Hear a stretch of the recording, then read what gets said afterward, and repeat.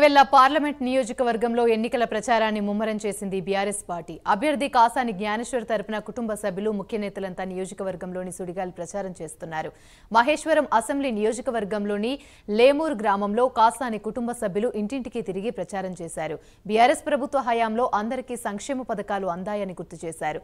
సబ్బండ వర్గాల కాసాని జ్ఞానేశ్వర్ వైపు ఉన్నారని, గెలుపు ఖాయమని ధీమాతో ఉన్నారు.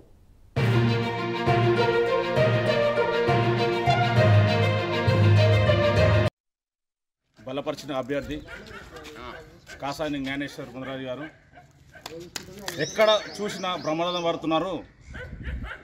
చేవెళ్ళ పార్లమెంట్స్ నియోజకవర్గ సభలో 7 అసెంబ్లీ కాన్స్టిట్యున్సీలు, మహేశ్వరం, రాజేంద్ర నగర్, షెల్లింగంపల్లి కాన్స్టిట్యున్సీ, తాండూరు, వికారాబాద్, చేవెళ్ళ మొత్తం 7 కాన్స్టిట్యున్సీలు ఎక్కడ చూసినా బ్రహ్మరథం పడుతున్నాము. ఆల్రెడీ గెలిచినామని కన్ఫర్మ్ విన్ అయిపోతున్నాము. ఎక్కడ చూసినా బాగా వెల్కమ్ చెప్తున్నారు. ఇంకా మెజార్టీ రావాలని ప్రజల్లో స్పందన బాగుంది. జ్ఞానేశ్వర్ గారు జిల్లా పరిషత్ చైర్మన్ ఉన్నప్పుడు, ఎమ్మెల్సీగా ఉన్నప్పుడు మా బాబాయ్ కాసాని జ్ఞానేశ్వర్ గారు ఎన్నో సేవలు చేశాడు, ఎన్నో కార్యక్రమాలు చేశాడు. అభివృద్ధి అనేది అప్పుడు బాగా చేశారు. ఆయన ఇంకా చేయాలంటే ఆయనకు ఇంకొక అవకాశం, ఎంపీ అయితే మన గొంతు అనేది, మన బీసీ గొంతు అనేది పార్లమెంటు చూడాలని కోరుకుంటూ అందరూ ఐక్యతతో ప్రతి ఒక్కరు మెజార్టీతో మన ప్రతి ఒక్కరు కారు గుర్తు పైన ఓటేసి జ్ఞానేశ్వరన్నను మన ఎమ్మెల్సీ ఎంపీ అభ్యర్థిగా పార్లమెంట్ పంపిస్తే బాగుంటుంది. మన తెలంగాణ మొట్టమొదటి ముఖ్యమంత్రి కేసీఆర్ గారు బీసీ మరియు 93 కులాల రాష్ట్ర అధ్యక్షుడిగా ఉన్న కాసాని జ్ఞానేశ్వర్ గారిని చేవెళ్ళ బీఆర్ఎస్ ఎంపీ అభ్యర్థిగా నియమించినందుకు చాలా గర్వకరంగా మరియు రుణపడి ఉన్నాము.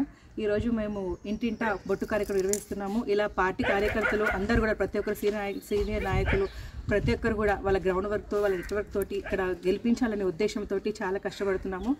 మరి కేసీఆర్ గారు వారి నాయకత్వంలో ఉన్నప్పుడు మనకి కరెంటు కానీ, రుణమాఫీ కానీ, రైతులకు కళ్యాణ లక్ష్మి ఇలాంటి చాలా పథకాలు కూడా మనకు వచ్చాయి. మళ్ళీ ఇప్పుడు అవన్నీ కూడా మనకి అందకుండా పోయాయి.